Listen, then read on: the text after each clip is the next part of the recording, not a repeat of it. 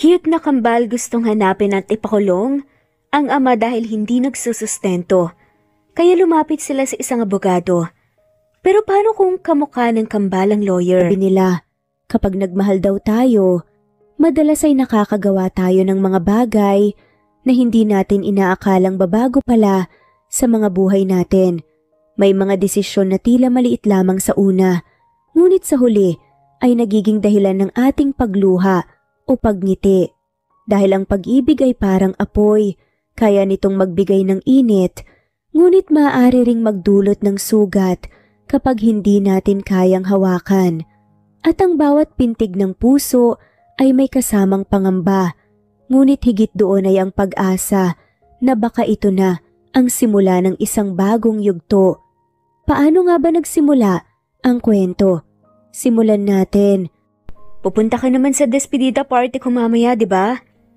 Nakangiti at mababa ang boses, natanong ng lalaki sa isang babae. Habang magkasama silang nakaupo sa tuktok ng burol at nakatingin sa tila kabuuan ng maliit nilang probinsya. Oo naman. Ako pa ba ang hindi pupunta? Alam mo namang malakas ka sa akin, di ba? Nakangiting sagot ng babae, pilit na itinatago ang lungkot na nararamdaman. Siya nga pala si Michelle Entrata. Mitch, kung tawagin siya ng pamilya at mga kaibigan. 22 years old at graduate ng 2 years vocational course dahil iyon pa lang ang kaya ng kanyang pamilya. Ang kausap naman niya ay si Hendrix Villaruel, ang kanyang matalik na kaibigan at nag-iisang tagapagmana ng Hacienda Villaruel na pagmamay-ari ng pinakamayamang pamilya sa probinsya nila. Bata pa lamang ay magkakilala at magkaibigan na sila. Isa kasing magsasaka ang tatay ni Mitch sa mga lupain na pagmamay-ari ng pamilya ni Hendrix. Pero hindi naging hadlang iyon para nga maging magkaibigan ang dalawa. Taliwas kasi sa madalas na napapanood sa TV ay hindi matapobre ang pamilya ng lalaki. In fact, sobrang bait ng mga ito't mahilig tumulong, kaya't mahal na mahal sila ng mga tao sa probinsya nila. O bakit parang hindi ka naman excited? Hindi ba to ang pangarap mo? Nakangiting tanong nga ni Mitch nang marinig ang mahinang pagbuntong hininga ni Hendrix. Excited ako, pero hindi ko na maintindihan kung bakit. Parang meron akong hindi maiwan dito. Nagdadalawang isip tuloy ako. Kung tutuloy ba ako o kung ito ba ang tamang desisyon? Sagot ng lalaki. Normal lang siguro yan. Lalo na buong buhay mo nandito ka. Kaya siguradong maninibago ka kapag nasa New York ka na. Pero pasasaan pa't masasanay ka rin. Wika pa nga ni Mitch. Pagka-graduate kasi sa college ni Hendrix sa kursong Political Science ay napagpasyahan nitong ipagpatuloy ang pag-aaral sa pag-aabogado sa NYU, ang universidad nga sa New York na pangarap na niya noong bata pa siya. Kapag natapos ka na sa law school, anong balak mo? I mean, doon mo na rin babalak maghanap ng trabaho? Tanong nga ni Mitch maya-maya pa. Hindi sigurado sa itatanong. Kahit pa, ang simple lang naman ng gusto niyang itanong. At yun ay kung uuwi o babalik pa ba si Hendrix dito. Hindi ko alam. Titignan ko pa ang mga options ko especially after a month or a year. Balak ni ring mag-migrate ng pamilya ko doon. So baka doon na kami. Sagot ng lalaki kaya mapait nga na napangiti si Mitch. Nax, magiging mas big time ka na doon ha. Basta wag mo akong kakalimutan ha. Nakangiting wika ni Mitch. Kahit pa balot na balot ng lungkot, ang puso niya sa ideya na baka hindi na nga bumalik si Hendrix.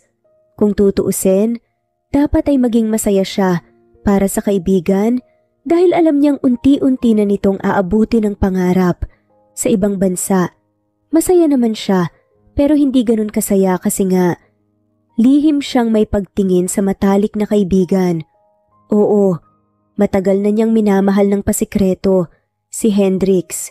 Hindi niya alam kung kailan at paano nagsimula pero alam niyang matagal na. Basta nagising na lang siya, isang araw na napapabilis na ng lalaki ang tibok ng puso niya. Pero syempre, hindi niya magawang umamin kasi ay alam niya na malayo ang agwat nila sa buhay, na kahit pa hindi matapobre ang pamilya ng lalaki, ay maraming nagkakagusto kay Hendrix na magagandang mga babae na mula rin sa may kaya at kilalang pamilya. At saka, sa pagkakaalam niya, ay girlfriend ni Hendrix, si Melissa, iyong sobrang gandang babae na anak ng mayor sa probinsya nila. Bukod doon ay ayaw din niyang masira ang pagkakaibigan nila. Kaya naman ang nararamdaman niya ay nanatiling lihim lamang. Sa daldal at kulit mong yan, sa tingin mo ba makakalimutan pa kita? Wala kang ibang ginawa sa araw-araw kundi ang bisitin ako. Natatawang biro pa nga ng lalaki, kaya mahina nga siyang natawa. Pero mamimiss mo rin ang pambubwisit ko sa'yo kapag nandun ka na. Wika naman na babae kaya agad na nawalang ngiti sa labi nga nito. Oo naman. Seryosong sagot nga nito habang nakatitig ng diretso sa mga mata niya. Ikaw, anong balak mo niyan? Hindi ba pangarap mong maging elementary teacher? Mag-aaral ka ba ulit? Tanong pa nga ni Hendrix. Napailing nga ang babae. Hindi ko alam eh. Depende siguro kung makakaluwag-luwag at makakaipon. Sagot nga niya. Do you want me to help you? Ano ka ba? Hindi na. Alam ko namang mayaman kayo pero hindi mo pa nga nahaharap ang pangarap mo. Dagdagan mo na kaagad ng iniisip mo. At saka kapag pangarap ko ang pinag-uusapan, dapat ako mismong gagawa ng paraan para maabot yun. Hindi yung iaasa ko sa iba. Nakangiting sagot niya na siyang nagpangiti sa lalaki. Well then, sa susunod magkita tayo dapat. Lawyer na ako at teacher ka na. Wika nga ng lalaki. Baliw, ano yun, mamaya ka agad o bukas? Hindi ba sa linggo pa naman ang alis mo? Natatawang saad nga ni Mitch. Kaya napahalakhak na nga lamang lalaki. Yan, yung pagiging pilosopo mo, yan ang mamimiss ko sa'yo. Sagot naman ito. Nanatili pa sila doon ng ilang minuto bago nagpasyang umalis na kasi ay magdidilim na rin iyon. Pagka-uwi ay agad na naligot nagbihis si Mitch bago nagpaalam sa mga magulang at nagpasyang magtungo na nga sa bahay ni na Hendrix. Pagkarating niya doon, sa totoo lang ay agad siyang nakaramdam ng hiya kasi ay iilan lang ang mga kakilala niya sa mga kaibigan ni Hendrix at hindi pa niya ka-close. Ang mga iyon kasi nga ay mukhang galing sila sa mayayamang pamilya. Ganun pa man ay nanatili pa rin siya doon kahit pa feeling niya ay sobra siyang na-out of place kasi ay si Hendrix naman ang pinuntahan niya rito. Ang kaso, sa dami ng bisita ni Hendrix ay hindi na rin siya halos malapitan at makausap man lang nito. Everyone! Pagkuha nga ni Hendrix sa atensyon ng lahat maya-maya pa. Kaya napatingin silang lahat dito. Medyo nakaramdam ng selos si Mitch nang mapansin nakatabing nakatayo si Hendrix. Ay si Melissa, ang girlfriend nga nito. Gusto ko lang magpasalamat sa pagdalo ninyo ngayon para samahan kami ng pamilya ko. But I want all of you to know that this is just a simple celebration of our friendship. Not a goodbye, kasi magkikita-kita pa rin naman tayong lahat. Wika nga ni Hendrix. Cheers everyone and enjoy the party! Sigaw pa nito bago itinaas ang hawak na basong may laman na anak, kaya naghiyawan ang lahat ng nandoon.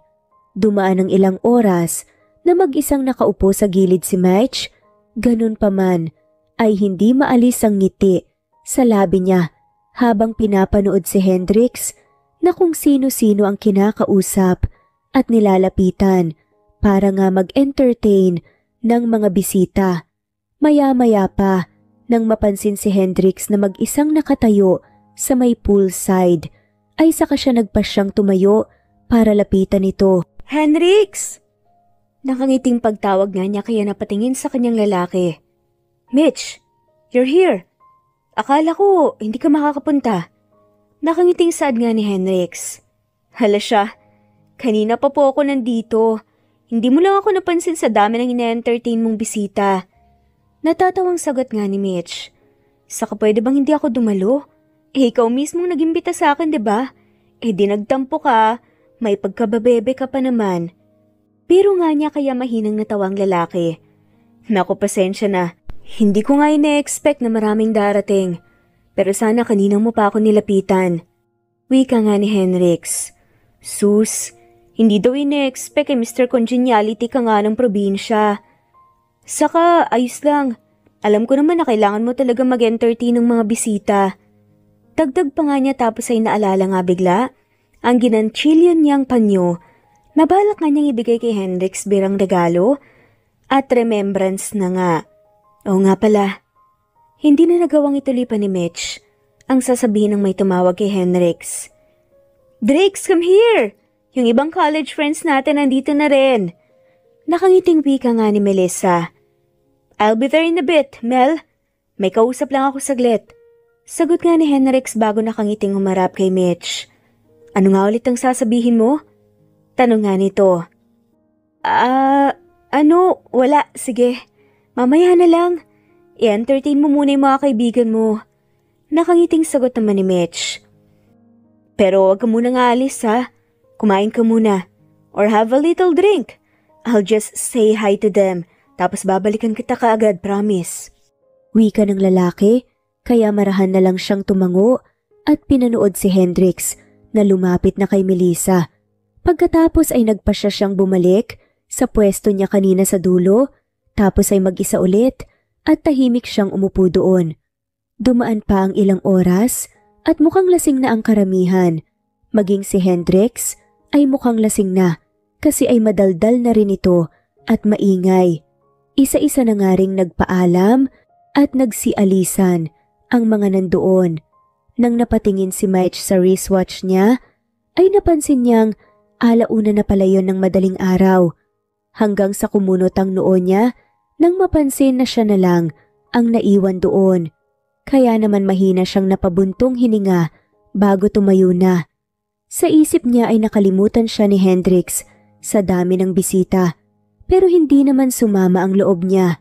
Nang saktong palabas na siya ng gate ng mansyon, ay natigilan siya nang makitang papasok naman ang lasing na si Henrix. Uy, saan ka nang galing? Nakakunot ang noon na tanong niya. Hinatid ko lang si Mel sa kanila. Lasing na tugon nga ng lalaki. Nag-drive kang lasing? Hindi makapaniwalang tanong nga ni Mitch. Sinong lasing? Hindi ako lasing Wika nga ng lalaki na humalakak pa. Balik na tayo doon, party pa tayo. Dagdag pa nga ng lalaki. Umalis na lahat ng bisita mo, ang mabuti pa, pumasok na rin at magpahinga. Saad naman niya. Ang KJ naman. Utal na sagot nga ng lalaki. Nang humakbang ito ay muntik na nga itong matumba. Mabuti na nga lamang at mabilis na nakalapit si Mitch para maalalayan ito. Ayan, yan ba ang hindi lasing? Halos hindi ka na nga makalakad tapos sinatid mo pa ang babaeng yun. Hindi lang naman ikaw ang kaibigan at kakilala niya rito. Sana nakisabay na lang siya sa iba. Paano pala kung may nangyaring hindi maganda sa'yo? Wika nga na tinawanan nga lang ng lalaki. Tatawa ka pa talaga, umayos ka nga. Iatid na kita sa kwarto mo para makapagpahinga ka na. Dagdag pa nga niya at inalayan na nga ang lalaki papasok sa loob. Nahirapan si Mitch nang paakyat na sila ng hagdan at para lang siyang nakahinga ng maluwag nang makarating din sila sa wakas sa kwarto ni Henrix. Nang akmang aalalayan na niya ang lalaki pahiga sa kama, ay laking gulat niya nang hinila siya ng lalaki. Kaya naman agad siyang napadapa sa ibabaw nito't napatitig sa gwapo nitong mukha. Kamuntik na ngang magdikit ang mga labi nila at rinig na rinig ni Mitch ang malakas na kabog ng dibdib niya. Magpahinga ka na. Uwi na rin ako. Puno ng kaba na saad nga niya. Don't go. Lasing na usal naman ng lalaki. You look so beautiful. Pabulong na dagdag pa nga nito kaya sunod-sunod ang paglunok nga ng laway na ginawa ni Mitch. At mas lalo siyang nagulat nang biglang pinaglapit nga ni Henrix ang pwesto nila. Kaya siya napahiga sa kama at bahagyang pumaibabaw nga sa kanya si Henrix. Alis nga, amoy alaki ang baho mo. Pagdadahilan nga niya kunwari, kahit pa ang totoo ay para nga siyang naaadik sa maamong at mabangong samyo ng katawan nga ni Henrix na nahahaluan ng kaunting alak. Sinubukan pa nga niya itong itulak pero labis nga siyang nanghina sa mainit na singaw nga ng katawan nito. Bakit ang ganda mo? Bulong pa nga ni Hendrix tapos ay bumaba nga ang tingin nito sa labi ni Mitch. I want to kiss you. Saad nga nito. Napapaos ang boses, nadagdag pa nito. Napalunok naman ng laway ang babae dahil sa nangyari. Kung tutuusin, siya ang nasa tamang huwisyo at siya ang dapat na umiwas. Pero sa isip niya, baka ito na ang una't huling pagkakataon na makita at makasama niya ang lalaki dahil nga aalis na ito. Kaya naman sa huli, huminga siya ng malalim tapos ay marahang hinila palapit si Hendrix. Hanggang sa nagdami nga ang mga labi nila. Nagsimula sa mababaw na halik hanggang sa unti-unti iyong lumalalim. At ng gabing iyon ay nagawang isuko ni Mitch ang buong siya sa unang lalaki na minahal niya ng sobra ang kanyang matalik na kaibigan. At alas 4 ata iyon nang nagpasya siyang bumangon at umalis pero iniwan niya sa bedside table ang ginanchilyo niyang panyo na may burda ng pangalan nila ni Hendrix. Hiyang-hiya si Michelle sa sarili pagkatapos ng gabing iyon. Kaya naman iniwasan niyang lumabas sa bahay nila sa mga sumunod na araw at hindi na siya napakita pa ulit kay Hendrix hanggang sa dumating nga ang araw ng linggo. Ang araw ng pag-alis nito, 7 years later. Tipid na napangiti si Hendrix nang umupo sa swivel chair ng bago niyang opisina. 7 taon na ang mabilis na lumipas at hindi niya inakala na nakabalik na siya sa maliit na probinsya kung saan siya lumakit nagkaisip. Halos 1 buwan na mula nang makauwi siya sa Pilipinas mula sa New York. Pero sa Manila muna siya namalagi habang itinatayo pa nga itong law firm niya at nililinisan ang mansyon nila na matagal walang nanirahan. Good morning, sir. Ready na po kami sa first day ng trabaho. Nakangiting wika nga ng sekretarya niyang si Lucina na kumatok at pumasok sa nakabukas na pinto ng opisina. Nandito na ba ang lahat? Tanong naman niya. Dahil nagsisimula pa nga lang ang firm, ay iilan pa lang ang empleyado niya. Siya, ang sekretarya niya, tapos ay meron siyang 2 associate attorneys, 2 counsel, 2 paralegal, 1 receptionist, 1 billing at 2 marketing coordinator. Pero patuloy naman sila sa paghahanap ng mga tao na dadagdag sa team nila. Yes, sir. Sagot nga ni Luisa. Great. Good morning, everyone. I am Attorney Hendrix Villaruel, owner of VLG or Villaruel Legal Group, and I'm very pleased to finally meet you all. Since ito ang unang araw natin at wala pa namang gaanong gagawin, gusto ko nang maging komportable muna kayo sa mga workspaces nyo. Kung may problema, sabihin nyo lang. O kaya sabihin nyo kay Luisa. And I'm hoping na gawin nating maayos ang bawat trabahong nakalaan para sa atin. At sana maging parte kayo ng VLG hanggang sa unti-unti itong mas lumaki at makilala ng mas marami. Nakangiting wika nga niya. I just want you to remember one thing. Ayoko na may discrimination sa firm na ito pagdating sa mga kliyente at magiging kliyente natin. May pera man sila o wala, sikasuhin natin ang kung anumang kailangan nila. Lahat ng lalapit sa atin na walang pambayad, idiretso nyo agad sa akin so I can take their cases as pro bono. Maliwanag ba? Dagdag pa nga niya na siyang nagpangiti sa lahat. Yes, attorney! Halos sabay-sabay na sagot nga ng lahat na tila natuwa sa narinig. Dahil kasi doon ay agad nga nilang napagtanto na mabuting taong lalaki at magiging mabuting boss ito sa kanila. Good. You may all go back to work your spaces now. At since ito ang first day natin, lunch is on me. Enjoy your first day at work. Wika pa niya, kaya pumalakpak ang lahat bago naglakad na palabas ng opisina niya. Napangiti naman si Hendrix bago muling iginala ang mata sa kabuuan ng opisina niya.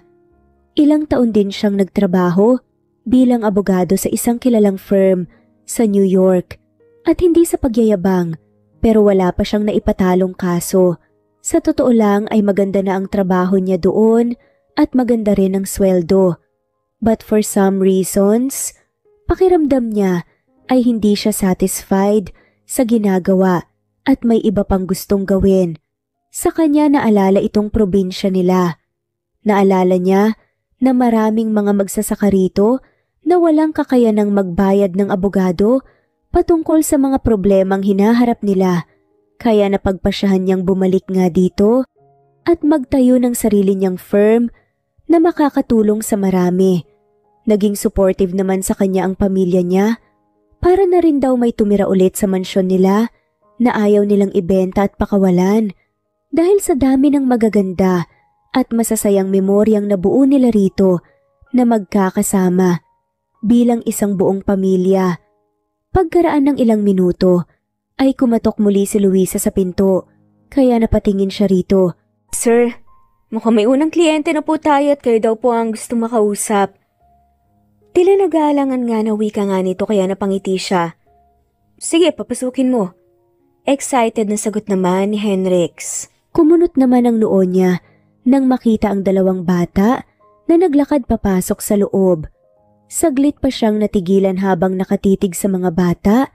Hindi niya maintindihan kung bakit tila bumilis at lumakas ang tibok ng dibdib niya gayong ito ang unang beses na nakita niya ang mga ito. Hindi rin niya maintindihan kung bakit. Pakiramdam niya ay nakikita niya ang sarili sa mga ito noong bata pa siya. Good morning. Have a seat. Nakangiti at malumanay na wika nga niya. Muntik pa nga siyang natawa kasi napakaseryoso ng titig nga sa kanya ng dalawang bata bago mo po ang mga to sa mga silya na nasa harap nga ng office table niya. Bago tayo magsimula, gusto niyo ba munang maiinom? Tubig juice. Tanong nga niya. May mango juice po ba? Tanong nga ng batang babae. At mahina nga siyang natawa nang makitang tinakpa ng batang lalaki ang bibig nito. Hindi po kami nandito para uminom ng tubig or juice. Nandito po kami kasi gusto po naming sampahan ng kasong tatay namin. Wika nga ng batang lalaki. Oo nga po pala. Sagot naman ng babae na napakamot na nga lamang sa ulo. Luisa, pakidalhan naman ng mango juice ang mga kliyente natin. Nakangiting wika ni Henrix bago muling tinignan ng mga mata nito. Ano nga ulit ang mga pangalan niyo? Tanong pa nga niya. Ako po si Hanzo at siya naman po ang kapatid kong si Hailey. Kambal po kami. 6 years old na po kami, tsaka grade 1 po. Seryoso pero magalang na sagot naman ng batang si Hanzo. Ako naman si Attorney Henrix Villaruel. Maaari ko bang itanong kung bakit gusto niyong sampahan ng kasong tatay niyo? Sinasaktan ba niya kayo? May halong pag-aalala na tanong nga niya. Hindi po. Pero hindi po kasi siya nagbibigay ng sustento eh. Si mama po palaging napapagod sa trabaho para sa amin. Para din po sa panggamot ni Lola. Kawawa naman po si mama kasi puro po siya trabaho tapos hindi po nakakaipon. Sagot pa nga ni Hailey. Kung ganun karapatan niyo nga na humingi ng suporta sa kanya. Pero kailangan niyo ng guardian o magulang para dito. Kasi mga menor de edad pa kayo. Mababa ang boses na wika pa nga niya. Attorney, ano po bang kasong pwede naming isampa sa kanya kung hindi naman po niya alam na anak niya kami? Nakanguso na tanong nga ni Hanzo kaya saglit naman siyang natigilan. Ano? Hindi niya alam na anak niya kayo? Kaya hindi siya nakakapagsustento. Paninigurado nga niya at bakas nga ang konting awa sa boses niya. Sabay namang tumawa ang mga bata. Actually, 2 kasong pwede rito kung sakali. Hindi ko alam kung maintindihan niyo ba dahil masyado pa nga kayong mga bata. Pero sasabihin ko pa rin. Una, petition for filiation. O yung pagpapatunay na mga anak nga niya talaga kayo. Doon pwede tayong mag-request ng DNA test bilang patunay. At kapag napatunayan na anak nga niya kayo, saka natin isusunod ang petition for support. Dito na natin naobligahin ang tatay niyo na magbigay ng sustento sa inyo. Mahinahong pagpapaliwanag nga niya. Umaasa na sana maintindihan nga ng mga bata ang sinasabi niya. Muntik na nga siyang matawa nang makita na nagkatinginan lang ang bata na parang medyo naguluhan sa paliwanag niya. Kaya naman, ang ibig kong sabihin, kailangan munang mapatunayan ng mga anak nga niya kayo bago natin siya mapilit na magbigay ng tulong. Hindi kasi otomatikong kikilananin ng batas ang relasyon niyo bilang mag-aama, lalo na kung hindi naman nakalagay ang tatay niyo sa mga birth certificate niyo. Paliwanag nga ulit niya. Paano po kami magsasampa ng kaso? Tanong nga ni Hanzo. Dahil masyado pa kayong mga bata, hindi niyo pwedeng gawin to na kayong dalawa lang. Kailangan niyo ng guardian. Normally, ang nanay niyo na maging representative niyo sa buong proseso. Sagot pa nga niya. Teka, nasan ba ang nanay niyo? Alam ba niyang nandito kayo? Panguusisa nga ni attorney. Nasa bahay po si nanay, hindi po niya alam na nandito po kami. Sagot nga ni Hailey. Ibig po bang sabihin, attorney, hindi pa po namin kayo pwedeng idemanda? Dapat po kasama muna po namin si Mama? Tanong nga ni Hanzo, kaya bigla siyang naubo. Ano ako? Bakit ako idedemanda niyo? Gulat at hindi makapaniwalang tanong niya. Kayo po ang tatay namin eh. Ayaw pong sabihin ni Mama kung ano pong pangalan ng tatay namin, kung sino po siya at kung nasaan siya. Basta sabi lang po niya may work daw po sa malayo pero alam po namin na kayo po ang tatay namin. Gate nga ni Hanzo. What? Nalilito pa rin na tanong nga ng lalaki. Pero kinompose nga niya ang kanyang sarili. Dahil hindi naman siya ganon ka-unprofessional. Nakita naman niya ang batang si Hanzo na parang may kinuha sa bulsa nito, tapos maya-maya pa inabot nga sa kanyang isang lumang picture. Mahina nga siyang napasinghap nang nandoon nga ang college picture niya kasama ang dating matalik na kaibigang si Michelle. Kayo po ang nasa picture, di po ba? Tanong nga ni Hanzo. Wait, how did you get this picture? May halong ka ba na tanong niya? Nasa wallet po yan ni Mama, hindi nga lang po niya alam na nakita po at kinuha namin.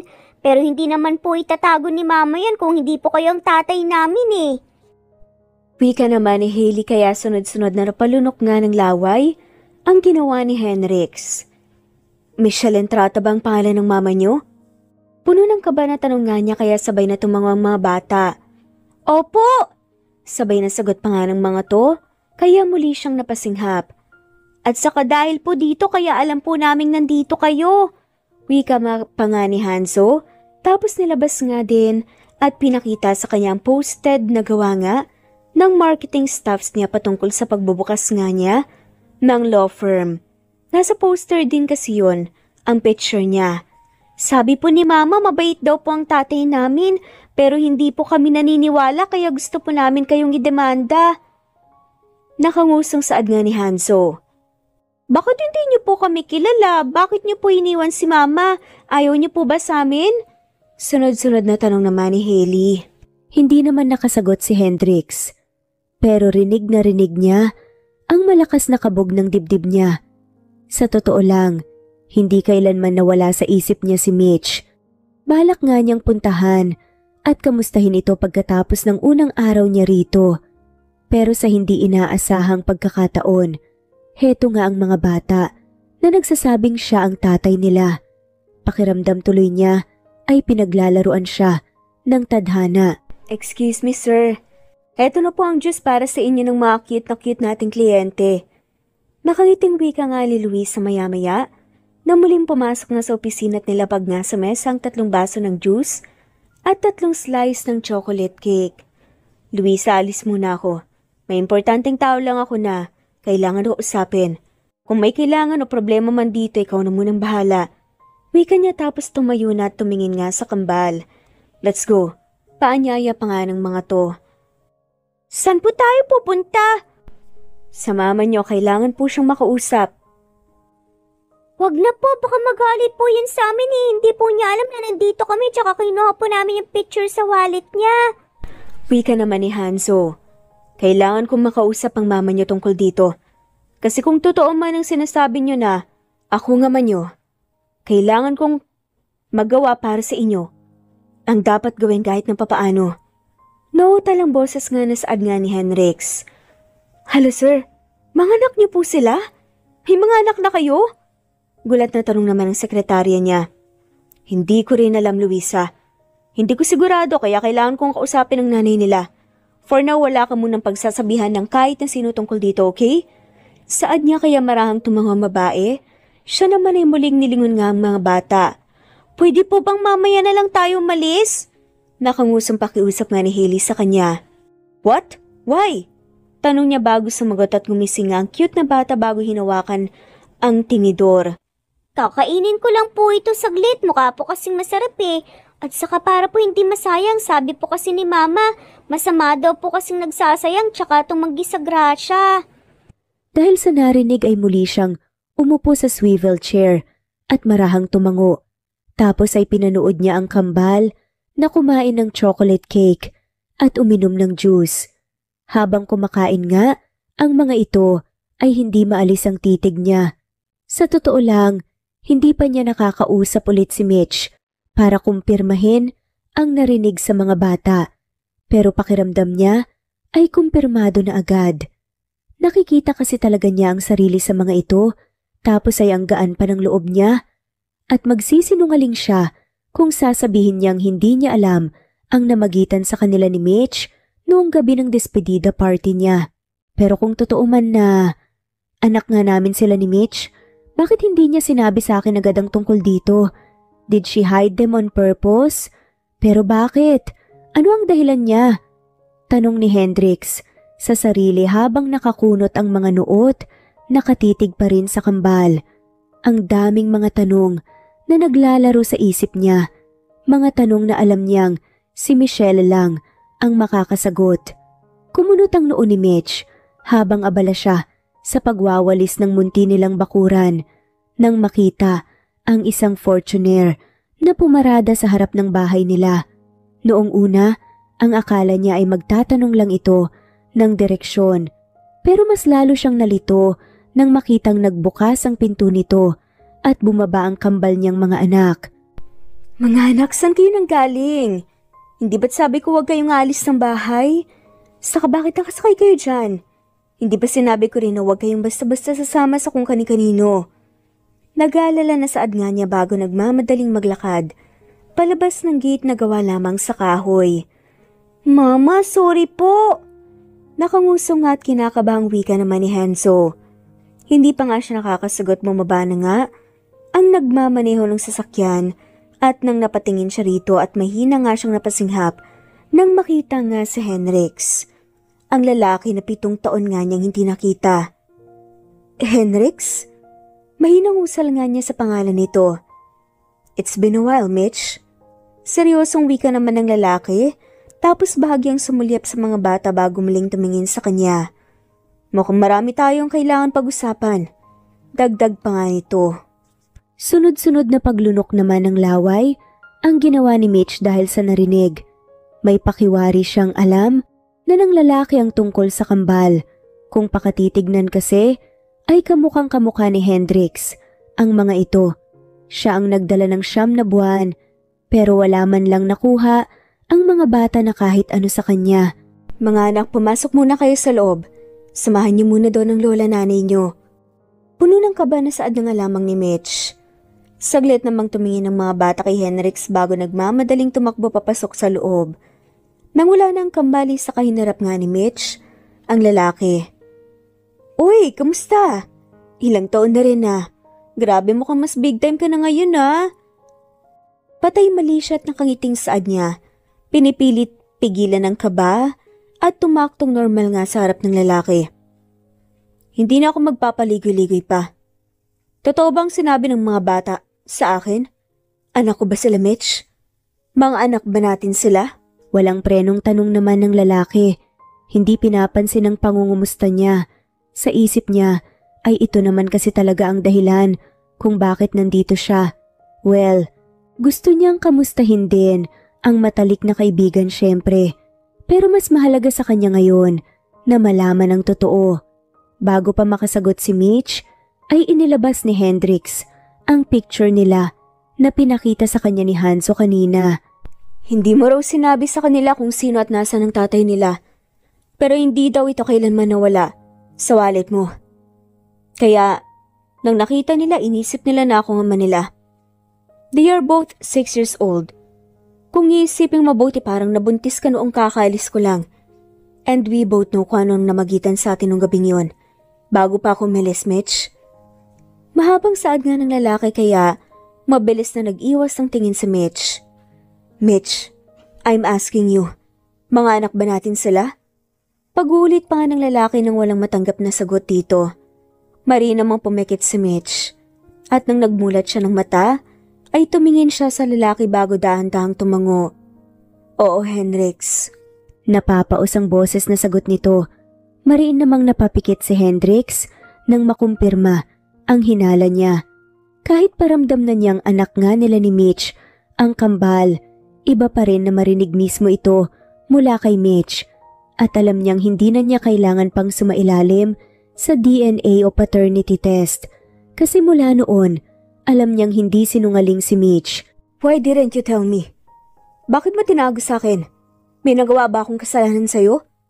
Sunod-sunod na tanong nga ni Hendrix.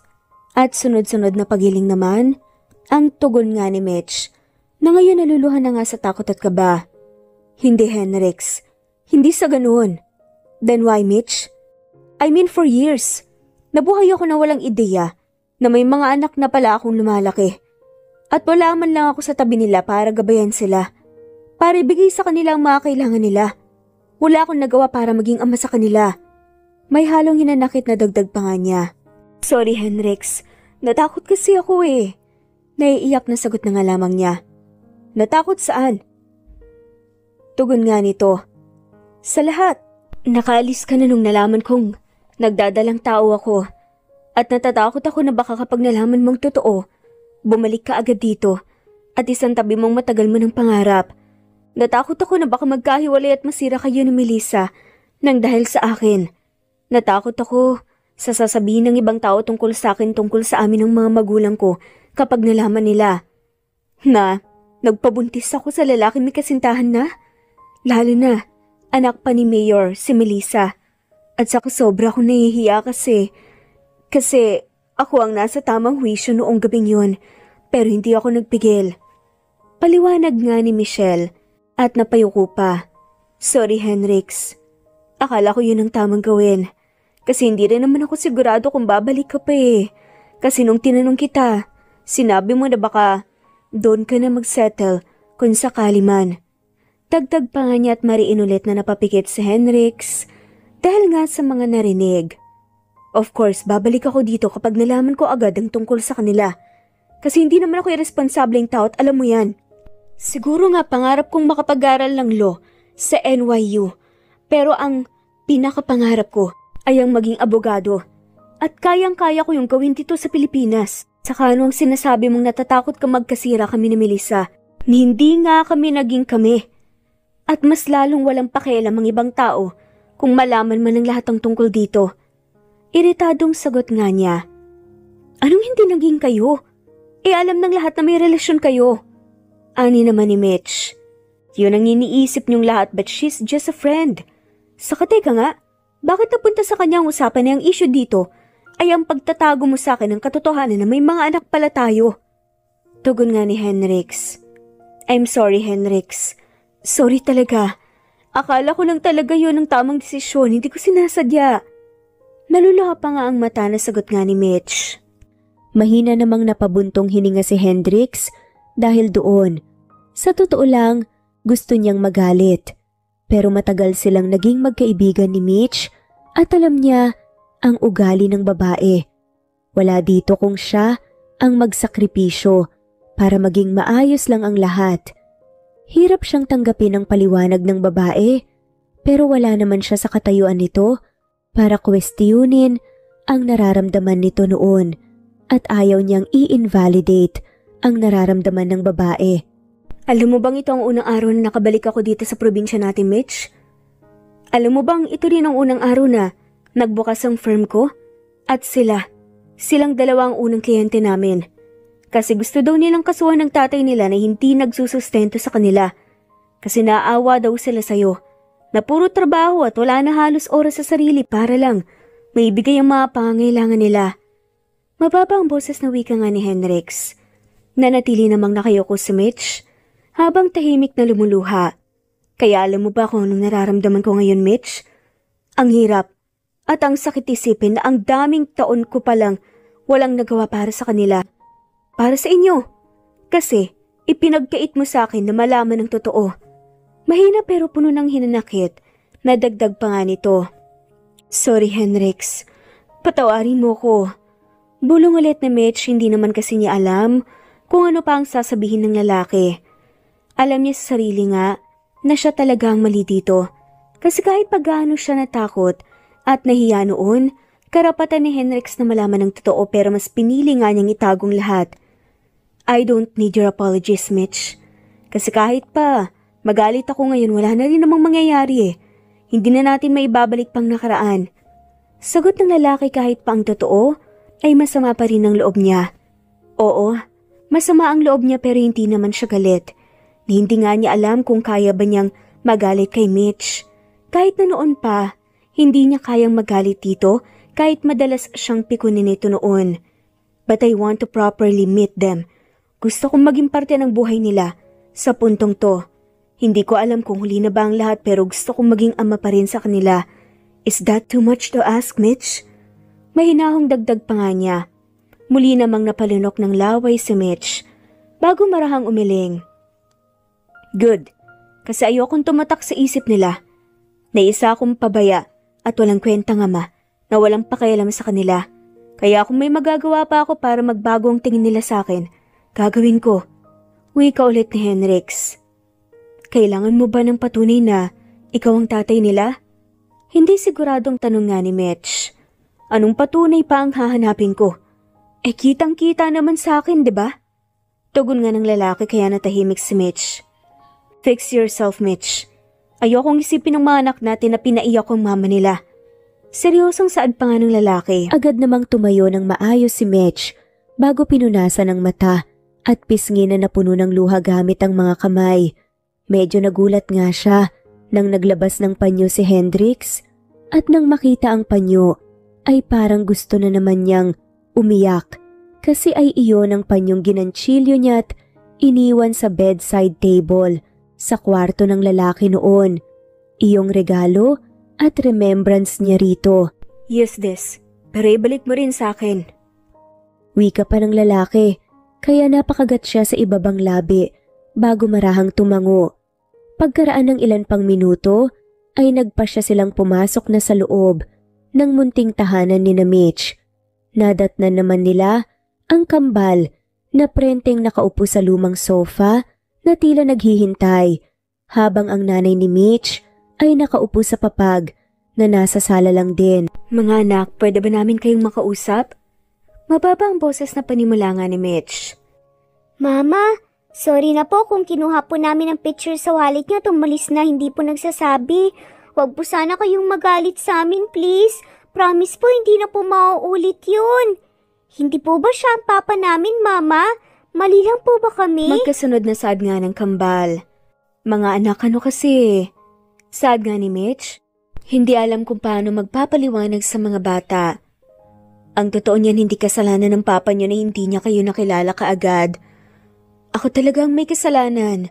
Si Mama kasi ang hindi nagsabi ng totoo. Si Mama ang nagtago kaya walang kasalanan ng papa niyo. Naiiyak naman na saad niya. Naalala niyo ba ang sinabi ko noon? Na mabuting tao ang papa niyo? Ang totoo. Yun ang totoo. Kung noon pa lang sinabi ko na ang totoo, sana may nagawa siya para sa inyo. Kaya sana kung magagalit kayo kay Mama na lang, wag sa papa niyo. Dagdag pa nga niya. Dahil doon sabay na napatingin nga ang kambal kay Henrix. Na ngayon ay nakatayo nga sa may pinto ng bahay at nakatitig sa kanila. Ibig po bang sabihin siya po talaga ang papa namin? Tanong nga ni Hailey, marahan namang tumango si Mitch bilang tugon. Medyo nagulat pa nga siya ng sabay na tumalon nga ang kambal sa inuupuan tapos ay patakbong lumapit sa lalaki para mayakap nga ito. Sabi ko na nga po, kayo ang papa namin eh.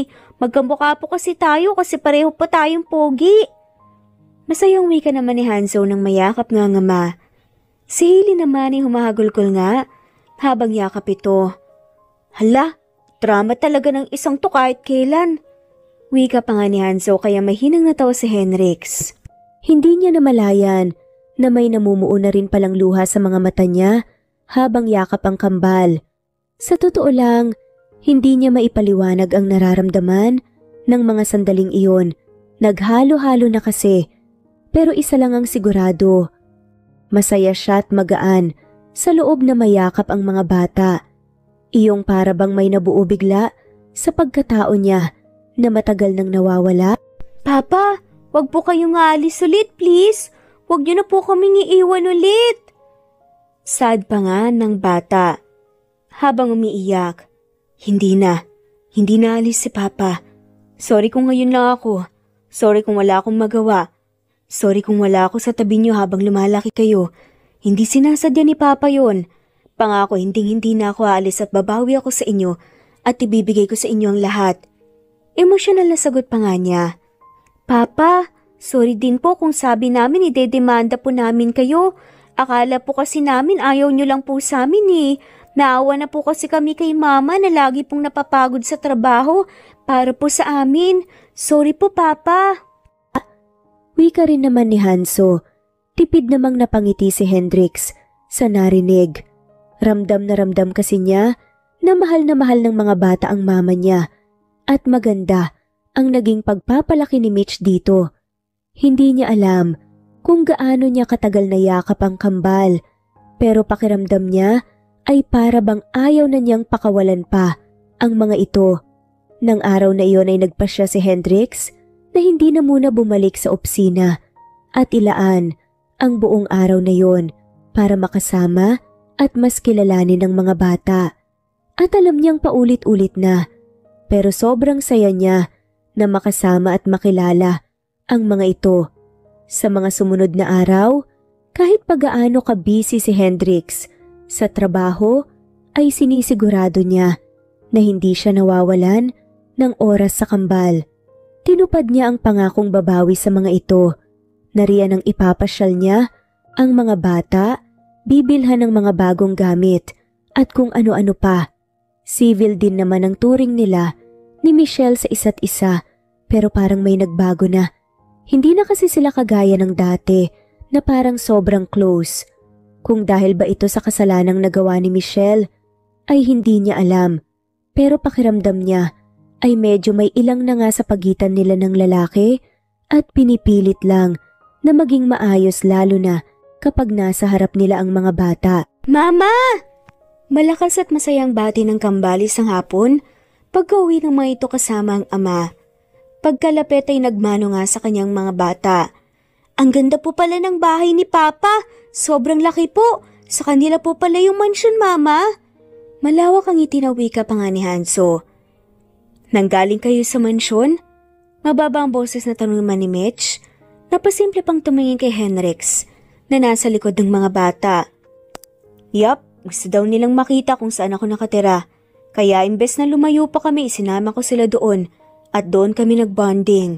Sagot naman ng lalaki, kaya marahan siyang tumango.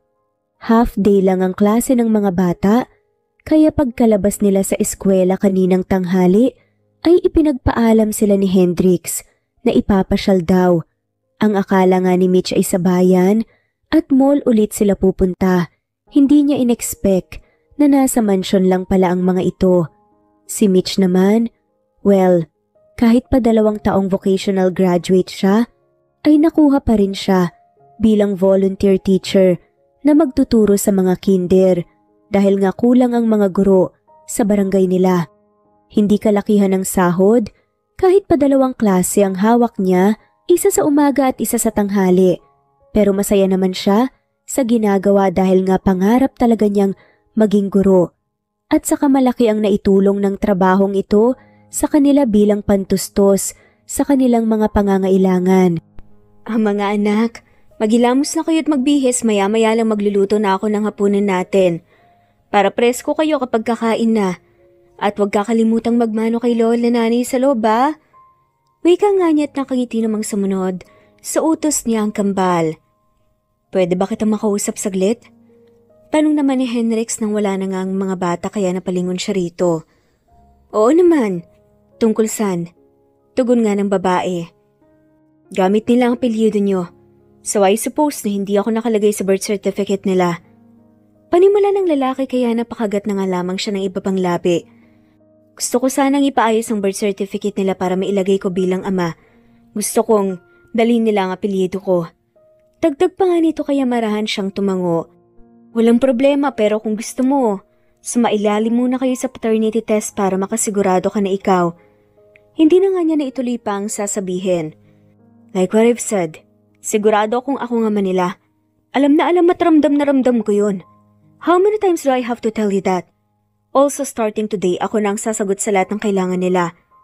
Pagpuputol pa nga ni Henrix, sasabihin sana niya. Ha? Hindi naman hatatama yun. I mean, oo, ikaw ang tatay pero pareho tayong magulang kaya dapat lang na pagtulungan natin yun. Hindi pwedeng ikaw lang sa lahat. Sagot pa nga niya. Isipin mo na lang na matagal akong walang nagawa at naibigay sa kanila, Mitch. Nabanggit din nila sa akin na kalahati ng sinasahod mo na pupunta halos sa pang-maintenance meds ng nanay mo. Kapag medyo nakaluwag-luwag ka na, saka ka na tumulong total. Sa loob ng 7 taon, ikaw naman ang mag-isang kumayod para sa kanila. Kaya ngayong nandito na ako, hayaan mo ako naman muna. Mahinahong saad nga ng lalaki kaya napakagat siya sa ibabang labi. Ikaw ang bahala, pero tutulong pa rin ako kahit na magkano lang. Mababa ang boses na sagot niya. Ang tigas talaga ng ulo mo kahit kailan. Masungit na tugon naman ng lalaki at hindi niya alam kung matatawa siya o kung ano. Oo nga pala. Pwede ko bang itanong kung anong nangyari sa tatay mo? Tanong pa nga nito kaya saglit na natahimik ang babae. Sa pagkakatanda kasi niya, buhay at malakas pa nga ito bago siya umalis at ngayon, alam niyang wala na ito. Kaya kuryoso nga siya sa nangyari. You don't have to answer if it's too personal. Dagdag pa nga nito. Hindi. Ayos lang. 3 years old ang mga bata nung inatake siya sa puso habang nasa sakahan. Sabi ng doktor dahil sa init daw ng panahon. Naitakbo naman namin siya sa ospital kaso wala rin eh. Sa totoo lang, yung naunang 3 taon mula nang ipinanganak ko ang kambal, hindi talaga ako gaanong nahirapan kasi nga nandyan si nanay at tatay para gabayan at tulungan ako. Nagbago lang ang lahat nung nawala nga sa amin si tatay. Ilang buwan pagkatapos nun biglang nahilo si mama, kaya itinakbo ko siya sa ospital. Doon nalaman namin na high blood pala siya. Bukod doon mataas din ang triglyceride niya. At dahil dito may chance na siya magkaroon ng sakit sa puso o ma-stroke. Kaya rin hindi na nga siya pwedeng magpagod pa. Kailangan din ng maintenance meds. Dagdag pa nga nito kaya marahang tumangong lalaki. What does she need? May tutulong ba ako? Mababa ang boses pero may halong pag-aalala. Natanong nga ni Henrix na siyang nagpangiti kay Mitch. Wala. Mas healthy living lang daw. At aluan ng exercise at ng maintenance. Magiging maayos din siya. Sagot niya kaya marahang tumango si Henrix. I'm really sorry that you have to go all through this alone, Mitch. Sad pa nga nito kaya agad na nawala ang ngiti sa labi ni Mitch at napatitig nga sa gwapong mukha ng lalaki. Ha? Hindi mo kailangan humingi ng sorry. Ako naman talaga ang hindi nagsabi sa iyo ng tungkol sa mga bata eh. Sagot niya. At nandito ako ngayon, kaya hindi ka na mag-iisa sa pasanin mo. Huwag ka na mag-alala. Seryosong tugon ng lalaki, muling napalunok ng laway si Mitch sa narinig. Pakiramdam niya ay may nagbara sa lalamunan niya dahil doon, pero pinilit niyang hindi mapaiyak kasi baka sabihin ni Hendrix ay iyakin siya, masyadot madrama. Sa totoo lang, ang daming taon na pinilit ni Mitch na magpakatatag para sa mga bata at para sa nanay niya. Ang tagal na walang nagtanong sa kanya kung kumusta na siya at kung kaya pa ba niya. Aminado siya na may mga pagkakataon na iniisip niyang nakakapagod na, pero ang hindi niya naisip gawin ay ang sumuko. Kaya ang marinig si Hendrix ngayon na sabihing hindi na siya nag-iisa ay napakagaan sa loob niya kahit na papaano. Sige na. Magluluto na ako ng hapunan. Dito ka na kumain. Nakangiting wika nga ni Mitch bago pa siya tuluyang mapaiyak. There's one more thing I need to ask you. Pagpigil nga sa kanya ng lalaki kaya muli siyang napalingon. Curious lang talaga akong malaman ang isasagot mo. So please be honest with me. Dagdag pa nga nito kaya marahan siyang tumango. Hindi ba sumagi sa isip mo na kahit minsan lang Sabihin sa akin ng tungkol sa mga bata? Mababa ang boses na tanong nito. Alam mo, sa totoo lang, ilang beses ko ring naisip ang tungkol dyan. Pero sa huli naduwag ako. Hindi pa rin nagawa. Pagsasabi nga niyang totoo kaya marahang tumangong lalaki. Kaya ba hindi mo ko kahit ni minsan kinontak man lang? I mean, may social media naman tayo at habang nasa New York ako, ilang beses kitang hinanap sa SOCMED. Pero wala talaga akong mahanap eh. Account mo. Ang hinanap ko mismo pero wala. Hindi talaga ako gumawa ng socials. Kahit pa gustong-gusto rin kitang kausapin o kumustahin man lang. Siyempre bilang matalik mong kaibigan noon, gusto ko ring malaman kung kamusta ka. Kaso natatakot kasi ako na kapag nakausap na kita, hindi ko na mapigilan pa ang sarili ko na sabihin sa iyong totoo. At baka madami akong masira kapag ginawa ko yon. Alam kong nabanggit mo na wala namang masisira pero yun kasi talaga ang nasa isip ko nung mga panahong yun eh. Kaya sorry ulit. Ani pa nga nito. Hindi mo na kailangan mag-sorry, Mitch. Aminado ako na masama pa rin ang loob ko hanggang ngayon kasi nga ang daming taon na nasayang. Hindi ko sila nakilala at nakasama pero hindi ako galit. Alam mo naman na kahit na noon pa, hindi ko naman magawang magalit sa'yo kahit pa madalas. Nakakairita ka sa pagiging madaldal at mapangasar mo. I'm just really curious to hear your thoughts. And thank you for being honest with me. Mahinahong sagot nga ng lalaki. Eh di salamat na lang. Salamat saan? Tugon nga ng lalaki. Salamat kasi kahit pa malaking kasalanan ang nagawa ko sa'yo, heto ka pa rin. Maayos ang pakikitungo sa akin kaya salamat. Siyempre naman best friend tayo, di ba? Nakangiting tugon ni Hendrix. Hindi maintindihan ni Mitch kung bakit tila kinurot ang puso niya sa narinig. Sa daming taon na nawala si Hendrix, ang akala niya ay nawala na rin ang dating nararamdaman para sa lalaki. Kaya hindi niya alam kung bakit ganito na naman ang nararamdaman niya ngayon. Pero gaya ng dati, pilit siyang ngumiti at umaktong hindi apektado. O naman, sabi mo eh. Sagot lang din niya. Sige na, magluluto na muna ako ah. Doon mo na lang din hintayin sa loob ng mga bata. Dagdag pa nito kaya tipid na ngumiti si Hendrix bago marahang tumango. Naging mas maayos pa ang mga sumunod na araw pagkatapos noon. Pakiramdam nga ni Mitch ay unti-unti na silang bumabalik ni Hendrix sa dati, iyong close friend talaga. Pero kasabay ng pagbabalik noon ay ang tila pagbalik din ng sitwasyon kung saan lihim siyang may pagtingin sa kaibigan. Good evening. Nakangiting bati ni Hendrix isang gabi. Nangakmang isasara na nga sana ni Mitch ang pinto ng bahay para makapagpahinga na sila. Gabi na. Bakit nandito ka ulit? Natatawa na tanong niya ilang oras pa lang kasi ang nakakalipas mula nang umuwi ang lalaki at ngayon bumalik na naman ito. Nakakabala ba ako? Tanong nga ni Hendrix. Hindi naman ang kaso na tutulog na ang mga bata eh. Ano nga tin? Tugon nga niya. Ikaw talaga ang pinunta ko rito. Pwede ba kitang mahiram saglit? May gusto lang sana akong ipakita at sabihin sa'yo. Wika ng lalaki kaya saglit nga siyang natigilan. Saan? Hindi pa pwedeng dito na lang? Kapag sinalimpungatan ng mga bata ako ang hinahanap nila. May halong paggalangan nga na sagot niya. Sige na anak, sumama ka na't ako nang bahala sa mga bata. Nakangiti at mahinahong wika naman ng nanay ni Mitch na nakahiga na nga sa papag sa may sala. Sa kanya na pagtanto na gising pa pala ito. Sigurado po ba kayo, Nay? Dapat kayo rin pong nagpapahinga na. Ani nga nito. Magpapahinga na rin naman ako. Pero alam mo naman na mababaw ang tulog ko kaya huwag kang mag-alala at ayos lang kami dito. Wika nito kaya tipid siyang ngumiti at marahang tumango. Sige po, pero babalik din po ako kaagad. Pagkatapos nun ay sabay na nga silang naglakad palabas si Hendrix. Nung una ay tahimik lang silang naglalakad hanggang sa maya-maya pa napansin niyang papalapit sila sa mansyon ni Hendrix. Anong ginagawa natin dito? Mababa ang boses pero may halong kaba na tanong ni Mitch. Mula noong may naganap sa kanila ni Hendrix, hindi na nga siya kailanman bumalik at nagpunta o kahit dumaan man lang dito.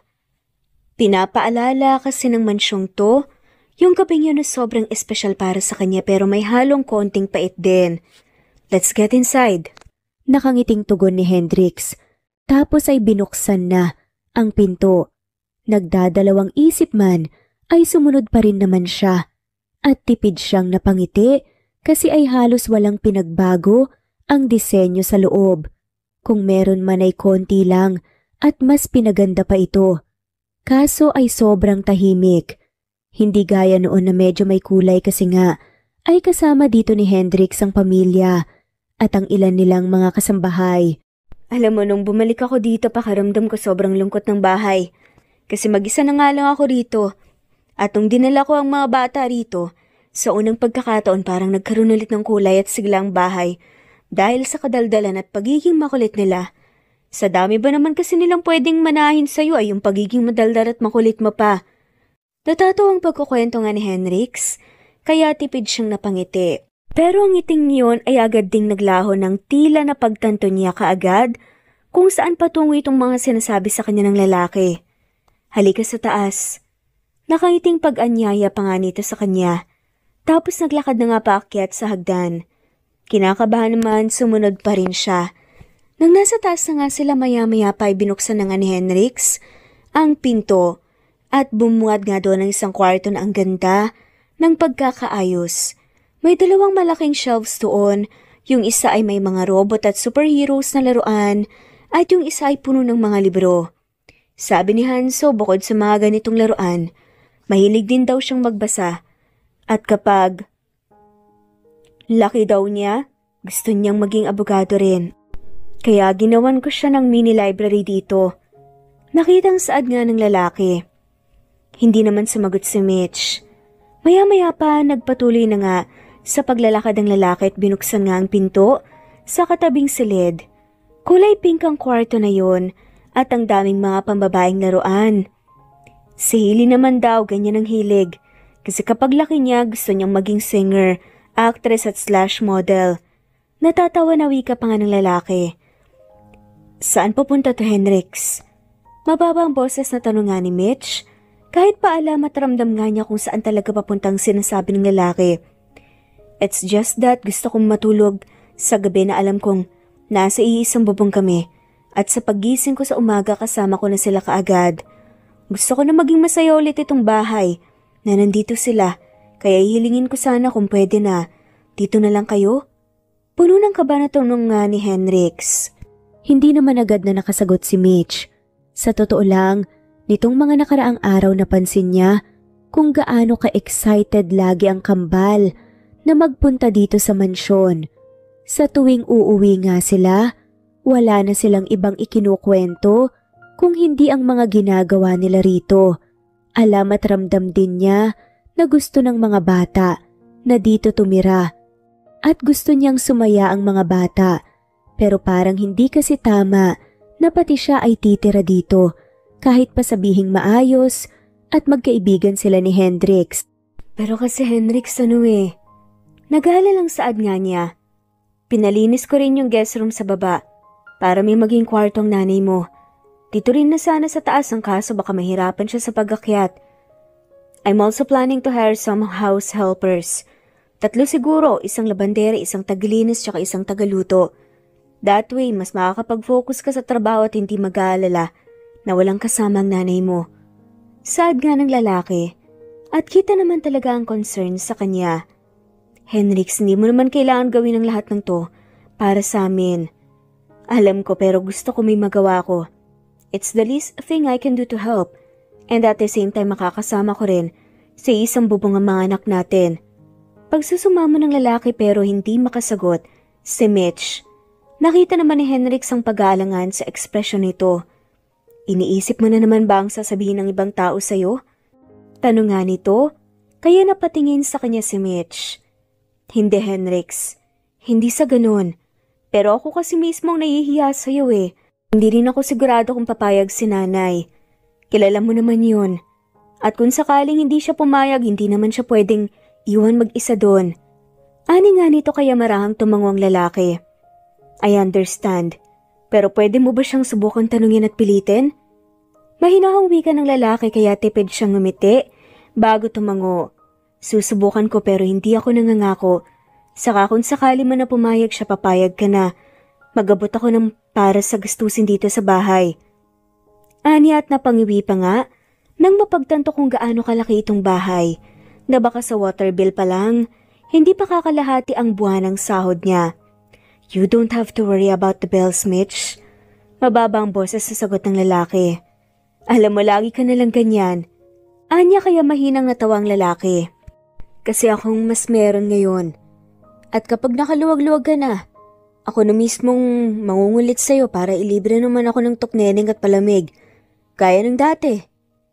Pero pa nga ng lalaki kaya mahina nga rin siyang natawa. Pero ang bilis ng panahon, no? Imagine, parang kahapon lang magkasama tayo sa burol at nag-uusap. Ngayon, heto na tayo, may mga anak pala. Tapos gaya ng napag-usapan natin noon, lawyer na ako. Teacher ka na. Nakangiting dagdag pa nga nito. Napangiti naman ng babae. Volunteer teacher pa lang. Wala naman kasi akong lisensya, hindi ko na rin kasi napagpatuloy pa ang pag-aaral ko. At kapag nakahanap na sila ng totoong teacher, mapapalitan din ako. Sagot nga nito na parang nalungkot. Bakit hindi ka na nag-aaral ulit? Tanong ng lalaki. Kasi nung dumating sa buhay ko ang kambal, mas pinili kong maging ina. Tapos nung nawala nga ang tatay, ako nang umako sa lahat ng responsibilidad. Sagot nga niya. See? Hindi pala stable ang trabaho mo kahit pasabihin na madali kang makakahanap ng ibang trabaho kung sakali kasi matalino at masipag ka. Iba pa rin talaga yung alam mo na may masasandalan ka kapag walang-wala talaga. Kaya dapat pumayag ka nang dito na lang kayo.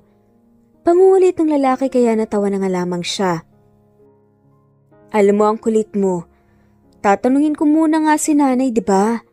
Pero teka, kung sakaling pumayag si nanay, saan ang magiging kwarto ko rito? Tanong nga niya. Marami namang guest room dito sa taas.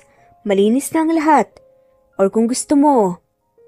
Napangiti nga ang saad ng lalaki tapos ginuso nga ang nakasarang pinto. Ang pinto ng kwarto ni Henrix kung saan may nangyari nga sa kanila noon. Bigla namang naubo si Mitch dahil doon, kaya malakas na napahalakak ang lalaki. Baliw. Saad na nga lamang ng babae. Bakit namumula ang mukha mo? Napapangiting wika ni Henrix. Alam mo, ewan ko sa'yo. Sige na nga, alis na ako at gabi na rin. Ihatid na kita. Hindi ko naman nahayaan na umuwi kang mag-isa lalo na't gabi na. Tugon ng lalaki. Hello, dito na po ako lumaki tsaka nagkaisip. Saka, kilala ko na halos lahat ng mga taga dito. Saka dati naman hinahayaan mo akong umuwi mag-isa. Napapailing na wika pa nga niya. Kailan ang dati na yan? Tanong nga ni Henrix na biglang nagseryoso. Basta dati. Hindi sigurado sa isasagot. Sa kanya naalala na kahit dati pala, ay lagi siyang inihatid ng lalaki pa uwi. Hindi mo alam kasi, kahit na kailan hindi kita hinayaan umuwing mag-isa. Wika pa nga nito kaya napalunok ng laway si Mitch. Well, maliban doon sa gabi na, basta ka na lang umalis na, hindi nagsasabi sa akin at hindi ka na nagpakita hanggang sa makalis ako. Dagdag pa nga nito. Tapos ay humakbang nga palapit. Muling nakaramdam ng kaba si Mitch, nang mapansin na diretso nga ang titig nga sa kanya ng lalaki. Mitch, can you please be honest with me? Pwede bang sabihin mo sa akin ang dahilan kung bakit pumayag kang may mangyari sa atin noong gabing yun? Kahit pa nasa tamang wisyo ka naman. Pwede ka namang umuiwas kasi hindi ka lasing, diba? Pero hindi mo ginawa. Hindi ulit siya nakasagot. Peke pa nga siyang naubo bago nagiwas ang tingin. I'm asking you, Mitch. Mahinahong pag-uulit nga ng lalaki. Ikaw muna. Bakit nga ba? Bakit hindi ka umiwas? Kasi sabi nila kahit lasing ka alam mo naman ang ginagawa mo. Nautal na bawi nga niya, kaya marahang tumango ang lalaki. Tama ka. Kapag lasing ka alam mo naman talaga ang ginagawa mo. Mas malakas lang ang loob mo na gawin ng isang bagay na hindi mo magawa kapag normal ka. And to answer your question, hindi ako nagpigil kasi gusto ko ang mangyari. Kaya ikaw naman ang tatanungin ko, Mitch. Bakit hindi ka umiwas at nagpigil? Tugon ni Henrix mahina namang napasinghap si Mitch. Dala ng labis na kaba. Rinig na nga niyang malakas na kabog ng dibdib niya. Kasi may gusto ko sa'yo. Napapaus ang boses at tila nai-hypnotismo na sagot niya. Kaya agad na umawang ang labi ng lalaki. May gusto ka sa akin? Hindi makapaniwalang tanong ni Henrix. Kaya parang biglang bumalik sa realidad si Mitch nang mapagtanto kung ano ang nasabi niya. Noon nagkagusto ko sa'yo. At akala ko, hindi ka na kailanman babalik dito kaya ayun pumayag ako sa nangyari. Pagdadahilan pa nga niya kahit nga siya nalilito na nga sa mga pinagsasasabi niya. Ngayon, seryosong tanong naman ng lalaki. Ha? Ano ngayon? Ngayon may gusto ka pa rin ba sa akin? Tanong nga nito at gusto nga niyang sumagot ng oo pero syempre, hindi niya magawa. Ha?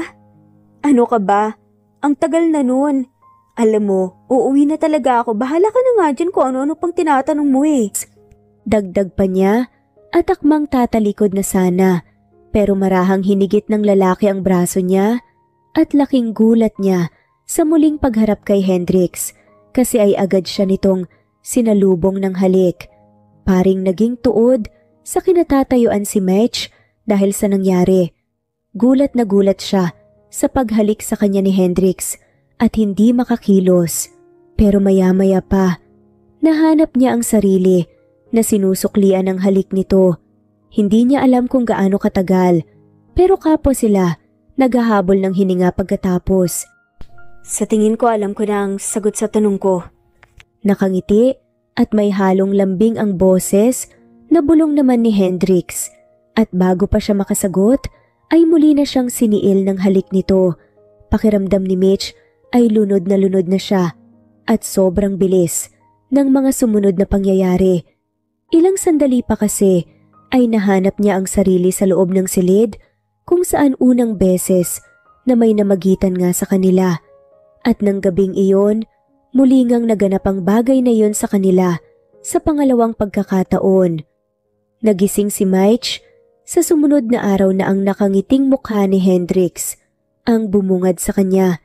Nakangiti kasi ito habang tahimik siyang pinagmamasdan sa pagtulog. Good morning.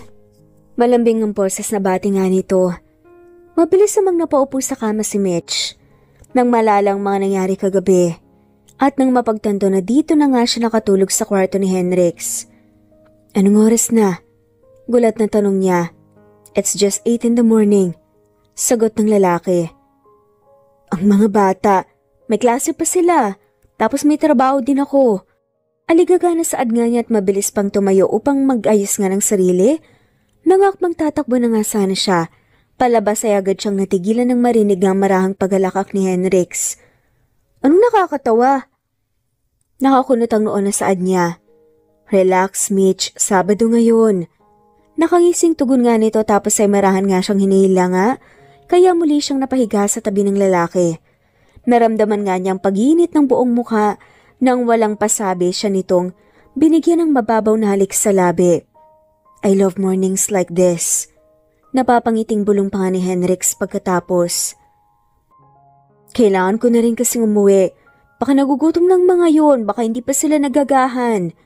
Anya tapos pilit nga na kumawala sa yakap ni Henrix at tumayo ulit. Alright, susunod ako doon. Wala rin naman akong trabaho ngayon, labas na lang tayo ng mga anak natin. Nakangiting sagot nga ni Henrix. Tipid lang siyang ngumiti at hindi sumagot. Tapos ay nagmamadali na nga siyang maglakad palabas ng kwarto. Nang hindi na nga siya nakikita ni Henrix, ay mariin siyang napapikit at bahagya pang sinabunutan ang sarili. Gaga ka, Mitch. Bakit hindi ka na naman nagpigil ha? Hindi ka na natuto sa nangyari noon. Ni hindi mo nga alam kung may gusto sa'yo yung tao marupok ka talaga, lukalaka ka. Bulong pa nga niya sa sarili. Pagkabukas nga niya ng pinto ng bahay ay bahagya siyang nagulat nang makitang nakatayo sa harapang isang sexy at magandang babae na akmang kakatok sana. Mitch, wait! Nakalimutan mo ang phone mo. Naghabol naman sa kanya si Henrix na agad ding natigilan nang makita kung sino nandoon. Allison? Gulat na tanong niya. Why do you look so surprised, Rex? Hindi ba't nag-message ako sa'yo at sinabing pupunta ako? Seryosong wika ng babae bago nga tumingin kay Mitch. I'm attorney Allison Coanco. I'm Hendrix's fiancé. And you must be? Tanong nga nito kay Mitch kaya sunod-sunod na napalunok ng laway ang ginawa niya. Michelle, kaibigan ni Hendrix. Puno ng kaba na sagot nga ni Mitch. So ikaw pala yung Michelle. Wika nito at tipid ng umiti. Pleasure to finally meet you. Dagdag pa nga ni Allison. Pilit na lang nang umiti si Mitch. Kahit pa ang totoo ay parang sinaksak ng punyal ang puso niya sa ideya na may fiancé na pala si Hendrix. Naiinis siya at nagagalit, hindi lang sa sarili niya, kung hindi sa lalaki na rin. Sa isip niya, bakit pa siya hinalikan ni Hendrix kagabi? Bakit ito pumayag sa nangyari? May girlfriend na pala siya at ikakasal na. Sige, mauna na rin ako. Wika na nga lamang niya. Tapos ay nagmamadali ng lumabas ng mansyon. Mitch, wait. Narinig niyang pagtawag nga sa kanya ni Hendrix. Pagkalabas niya ng gate, wala na nga sana siyang balak lumingon pa. Pero wala rin siyang magawa. Nang marahang hinigit nga ni Hendrix ang braso niya, na hinabol pala siya. Let me explain. Look, hindi totoo yun. It's not what you think. Panimula ng lalaki. Hindi mo na kailangan magpaliwanag pa. Okay lang. Agad na pagputol na nga lamang niya sa sasabihin nito. Hindi mo naman ako pinilit eh. So may kasalanan din naman ako sa nangyari. Pero grabe, Hendrix. Balak mo ba akong gawing kabit, ha? May girlfriend or fiancé ka na pala at ikakasal na kayo tapos pumayag ka may mangyari? Grabe. Ibang-iba ka na sa Hendrix na nakilala ko noon. Kasi yung Hendrix na kilala ko noon, hindi gagawin sa akin to. Puno ng disappointment na dagdag pa nga niya. Bahagya namang umawang ang bibig ni Hendrix nang makita ang sakit at disappointment na naglalaro sa mga mata ni Mitch. Hindi na siya nakasagot pa nang tinalikuran na siya nito at naglakad na paalis. Pagka-uwi ni Mitch ay sobrang bigat ng puso niya pero pilit pa ring ngumiti nang makita ang nanay niya at kambal na anak na magkakasabay kumain ng agahan. Mama, good morning po. Doon daw po kayo natulog sa bahay ni Papa. Nakangiting bungad nga. Nanganak na si Hanso. Naglaro din po ba kayo ni Papa, Mama? Tanong naman ni Hailey. Kaya mahina nga siyang naubo. Alam niyang inosente nga ang tanong ng mga yon pero iba kasi ang dating sa kanya. Mga anak, kain lang kayo dyan ha. Medyo masakit kasi ang ulo ni Mama eh. Magpapahinga lang ako sa kwarto saglit. Sad na nga lamang niya bago pa nga makasagot ang mga to at dumiretso na nga siya sa kwarto at pagkasara nga ng pinto ay bumuhos na nga ang luha na kanina pa niya pinipigilan. Hindi ka na dapat nagpunta dito, Allison. Gate nga ni Hendrix. Sa babae na ngayon ay nakaupo nga sa sofa ng mansyon. And why not? You broke off our engagement bago ka umuwi dito sa Pinas. At akala ko, kailangan mo lang ng space but it's been over 3 months na hindi ka nagpaparamdam. Kaya ano gusto mong gawin ko? Siyempre pupuntahan kita rito para makausap ka at malaman ko ang rason mo. Sagot ng babae. Hendrix, okay naman tayo eh. Wala akong natatandaan na pinag-awayan natin. Basta mo na lang sinabi na feeling mo hindi ka handa. And I think it's only fair kung ipapaliwanag mo sa akin ng maayos kung bakit. Dagdag pa nito. Well, nakilala niya si Allison sa law firm sa New York kung saan siya nagtatrabaho noon. Kahit pa naging successful ang career niya, pakiramdam niya ay hindi siya buo at may kulang. Kaya inakala niya na makakatuwang iyon sa buhay. Kaya naman nagpasya siyang ligawan, si Allison, kasi aminado siya na nagandahan siya sa babae noon at mabait pa ito. Pagkatapos ng 6 na buwan nilang relasyon, ay inaya na niya ito agad na magpakasal. Pero napagtanto din niya na parang hindi sapat ang nararamdaman niya sa babae para pakasalan nga ito. Masyado lang siyang nagpadala sa pressure na nararamdaman. She's not a friend. Nagsimula tayo bilang magkaibigan, Drex. At bago mo pa ako niligawan, puro tungkol sa matalik mong kaibigan na nagngangalang Michelle ang kinikwento mo sa amin. Kung gaano ito kakulit, kung paano ka nito inisin at kung paano ka na rin niya inalagaan at kung paano siya mag-alala sa'yo. Sa isip ko nun kung sino man yung Mitch na yan, napakaswerte niya. Kasi kitang-kita ko sa mga mata mo ang pagmamahal mo sa tuwing kinukwento mo siya sa amin. Kaya mo medyo nagtaka rin ako eh. Nung niligawan mo ko, kasi base sa paulit-ulit mong kwento and the way your eyes sparkles with so much love whenever you're telling us stories about her, alam ko na iba ang nararamdaman mo para sa kanya. May halong lungkot na dagdag pa nga nito kaya umawang ang bibig ni Henrix. What? Nalilitong tanong pa nga niya. Oh, come on, Drex.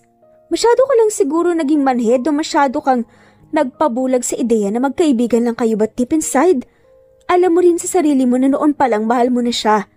Pero sumugal pa rin ako kasi akala ko magagawa kong baguhin ang nararamdaman mo. But who was I kidding? Wika ng babae. Biglang bumalik sa alaala ni Hendrix iyong mga panahong nasa New York siya. Iyong paulit-ulit nga niyang pagkukwento sa kung sino-sinong mga naging kaibigan niya doon, ang tungkol kay Mish, ang klase ng pagkakaibigan na meron sila, at iyong lagi niyang paghahanap sa babae sa social media. Sa kanya napagtanto na tama ang sinabi ni Allison. Noon pa lang may gusto na siya kay Mitch at baka nga nabulag lang siya sa ideya na dapat ay magkaibigan sila. Pero itong mga nakaraang buwan at linggo na nasa kama niyang muli ang babae, maging ang mga anak nila, saka lang parang napuna niyong kulang na matagal na niyang hinahanap sa sarili. Sa unang pagkakataon, sa kanya totoong naramdaman na handa na siya sa buhay na may makakatuwang. Bago ako nagpunta rito, dumaan ako sa mga magulang mo. Alaman ko na may anak ka pala rito. Siya rin ba ang ina? Tanungan ni Allison na palunok naman ang laway sa Henrix bago siya marahang tumango. Dala kasi ng labis sa excitement, ay naitawag agad niya ang tungkol dito sa mga magulang niya. I'm really sorry, Ali. You are a great woman. At kahit sinong lalaki magiging swerte sa'yo, at sa maniwala't ka sa hindi, totoo na nagustuhan kita pero na-realize ko na hindi sapat na gusto mo lang ang isang tao para pakasalan mo ito. It's just that, baka nga tama ka. Baka buong buhay ko na kay Mitch na pala ang puso ko at masyado lang ako naging manhir tanga para hindi ma-realize yun kaagad. Napakalaki ng kasalanang nagawa ko sa'yo, Ali. Pinaasa kita iniwan sa ere. And I'm so sorry for that. Nanlulo mo na sagot nga ni Henrix kaya mapait na napangiti ang babae. You don't have to apologize, Trix. Nung mga panahon naman na magkasama tayo, naramdaman ko ang sincerity mo eh. Nasasaktan ako ngayon kasi tama ka. Pakiramdam ko pinaasa mo lang ako pero hindi ako galit. Kasi paano naman ako magagalit sa tao na nagpakatotoo lang sa sariling nararamdaman? Puno ng lungkot na wika ng babae. At saka, ano ba namang laban ko sa kanya, diba? Sobrang dami niyo nang pinagdaanan na magkasama. Halos kalahati nga ata ng buhay mo nakasama mo siya. Tapos ngayon may mga anak na pala kayo. Dagdag pa nga nito at tumayo na. I'm really sorry, Ali. Bulong na nga lamang ni Henrix. Tipid namang ngumiti ang babae bago naglakad palapit sa kanya tapos niyakap nga siya nito. Don't be sorry now, Drex. At least, nakuha ko na ang sagot mula sa'yo. Masakit oo pero magiging okay rin ako. You are a great man, Drex, and you deserve to be happy. At walang karapatan ng kahit na sino na ipagkait ang kasayahang yun sa'yo. Follow your heart, Drex. Bulong ng babae sa kanya bago kumawala sa yakap at muling ngumiti. Huwag mo na siyang pakawalan pa. Sa puntong to, ayoko nang magsisi sa huli. I wish nothing but your happiness. Goodbye, Drex. Dagdag pa nito, tapos ay naglakad na palabas ng bahay. Napalunok naman ng laway si Hendrix, tapos ay mariing napapikit. Oo, bago siya bumalik dito sa Pinas, ay kinansel na niya ang engagement. Pero deserve pa rin ni Allison ang eksplanasyon niya. Natutuwa siya na mabuting tao si Allison at naiintindihan siya nito, pero hindi na mababago nun ang katotohanan na nasaktan niya ito. Bukod pa doon, alam niyang nasaktan din niya si Mitch at kailangan niyang magpaliwanag dito. Nang araw na yon ay hindi nakita ni Hendrix si Mitch. Ang tagal niyang tumambay sa bahay ng mag-iina. Pero hindi siya hinarap ni Mitch kasi ay masama daw ang pakiramdam nito. Kaya naman umuwi siya kinagabihan na hindi pa rin nakakausap ito.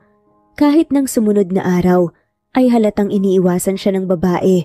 Nagkaharap naman na sila pero hindi siya makahanap ng perfect timing para makausap ito, lalo na't hindi ito umaalis sa tabi ng mga kambal. Ayaw naman ni Hendrix na mapansin ng mga anak nila na may problema sila at baka madamay pa ang mga ito. Mitch, can we talk please?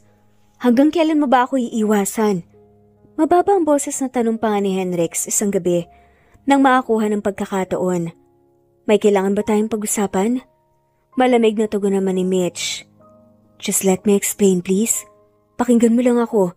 Pagsusumamo nga niya, kaya mahinang napabuntong hininga si Mitch bago tumango.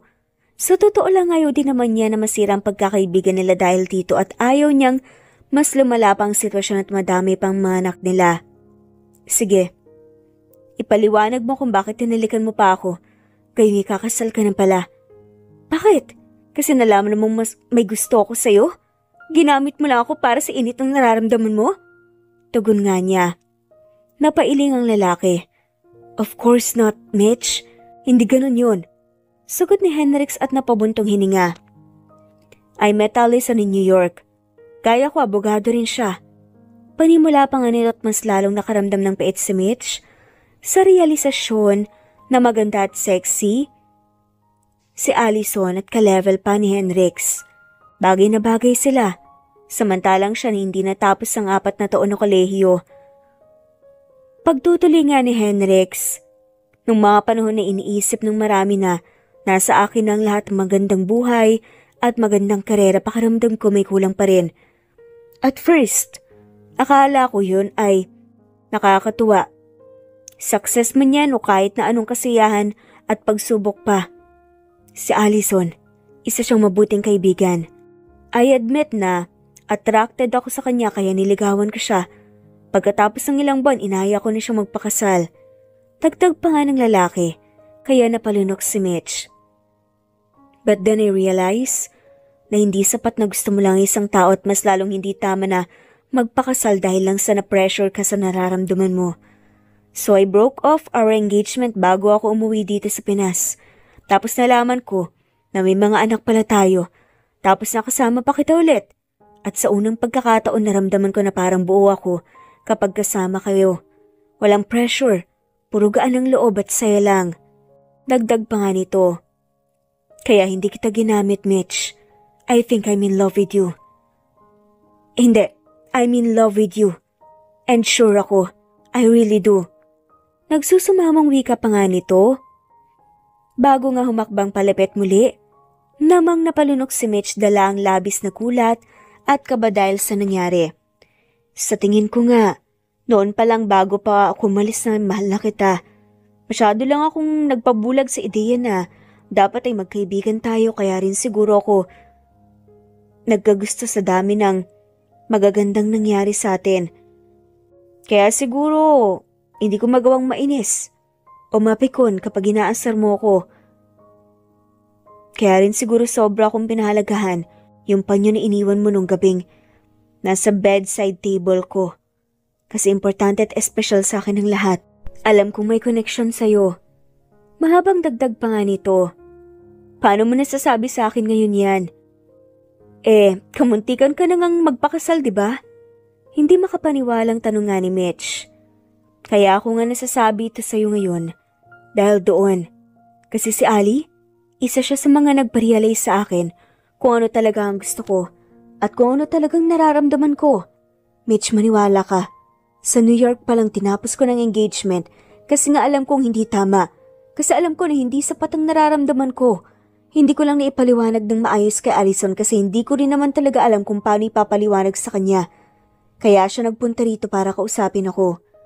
Dagdag pa nga ng lalaki.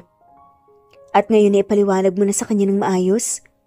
Hendrix, nakasakit ka ng tao. Giit ng babae. I know. I messed up, okay? Alam kong nasaktan ko siya pero oo. Naipaliwanag ko na ng maayos sa kanya kasi alam ko rin ang sagot kung bakit hindi ko handang magpatali sa iba. Kasi nga noon pa lang, wala na akong ibang nakikita na makakasama sa buhay kundi ikaw lang.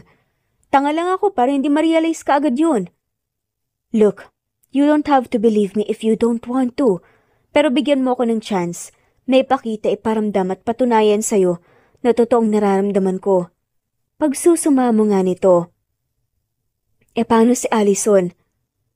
May halong pag-aalangan nga na tanong nga ni Mitch. Nasaktan ko siya, alam ko yun, pero sinabi niyang naiintindihan daw niya. At sinabi rin niya sa akin na wag daw kitang pakawalan pa. Saad nga ni Henrix. Hindi ko alam, Henrix. Pero dahil sa nangyari parang natakot kasi ako bigla eh. Anya tipid na ngumiti si Henrix bago tumango. Naiintindihan ko at hindi mo kailangan na bigyan agad ako ng sagot. Basta gusto ko lang malaman mo na sincere talaga ako. Na totoong gusto kita. Na mahal kita, tanda akong maghintay kahit gaano pa katagal. Para mapatunayan lang yun sa'yo. Hindi lang dahil may mga anak tayo at gusto ko silang bigyan ng buong pamilya. Kundi dahil gusto ko na ikaw rin ang makakasama ko sa buhay. Hanggang sa tumanda tayo. Puno ng sinseridad na sagot nga ni Henrix. Sorry, Henrix. Bulong nga ni Mitch. Kaya agad nakaramdam ng takot ang lalaki. Wait, you are not dumping me, are you? Bigyan mo muna ako ng chance, please. Gagawin ko ang lahat, liligawan kita. Maghihintay ako kahit gaano pa katagal. Pakiusap nga nito. Hindi sa ganun. Gusto ko lang mag-sorry sa mga nasabi ko sa'yo kahapon basta ako nagsalita at nag-overthink na hindi inaalam ang buong kwento. Ani nga nito na siyang nagpangiti sa lalaki. Naintindihan ko at may karapatan ka namang makaramdam. Nang ganoon kasi aminado ako na medyo naging malabo ko. Hindi ko pa nga sinasabing nararamdaman ko, hinalikan kita kaagad. And I'm really sorry kung iniisip mo na nag-take advantage ako kasi hindi ganun yun, Mitch. Ginawa ko yun kasi ang hirap pigilan ng sarili kung wala akong ibang makita kung hindi ang labi mo. Kaya ngayon. Dagdag pa nga nito tapos bumaba nga ang tingin sa labi ng babae. Uy, kumalma ka nga. Sabi mo maliligaw ka muna. Sagot nga ni Mitch kaya natawa si Henrix. Ibig sabihin pumapayag ka nang bigyan ako ng chance? Tanong pa nga nito. Kung sasabihin kong hindi, at bastard ka napapayag ka ba? Tugon nga ni Mitch. Hell no. Sinasabi ko lang naman ang balak ko eh. Pero wala akong choice. Kasi sa ayaw at sa gusto mo, hindi na kita pakakawalan pa. Maharot na sagot ng lalaki kaya napakagat nga si Mitch sa iba pang labi. Okay na ba tayo? Hindi ka na ba galit? Tanong pa nga nito kaya bahagyang napangusa si Mitch bago umiling. Pagkatapos sa mga sinabi mo, wala naman ako nakikitang rason para magalit.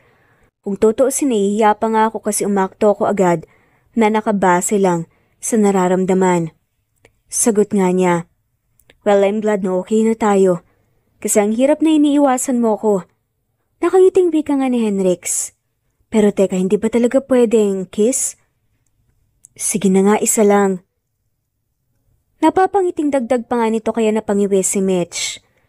Hala siya, may nanliligaw pang nangihingi ka agad ng kiss? Sagot nga nito. Nung isang gabi lang, hindi lang naman kiss ang ginawa natin ah. Napapangiti pa rin na wika ni Henrix kaya napasinga pang babae. Joke lang, ang cute mo kasi kapag namumula yung mukha mo eh. Dahil sa akin.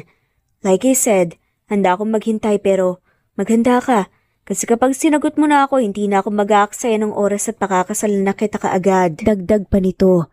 Kaya napakagat sa ibabang labi si Mitch para pigilan ang labis na kilig na nararamdaman. Naging maayos at magaan naman ang mga sumunod na araw pagkatapos nun. Gaya ng sinabi ni Hendrix, ay all out na nga siyang nanligaw kay Mitch na kahit pa busy ito sa pagiging abogado dahil nga unti-unti nang nakikilala ang firm nito, ay hindi ito nawawalan ng oras para sa mga bata at oras para harutin siya. Pagkalipas lang ng ilang linggo, ay tuluyan na nga niyang natanggap ang matamis na oo ng babae. Dahil doon, hindi na siya nag-aksaya ng panahon na ayaing magpakasal si Mitch gaya ng banta niya na malugod naman nitong tinanggap. Hindi magarbo at mala fairy tale ang proposal pero puno naman iyon ng pagmamahal Pagkatapos lang ng mahigit 1 buwang preparasyon, ay nag-isang dibdib na nga sila.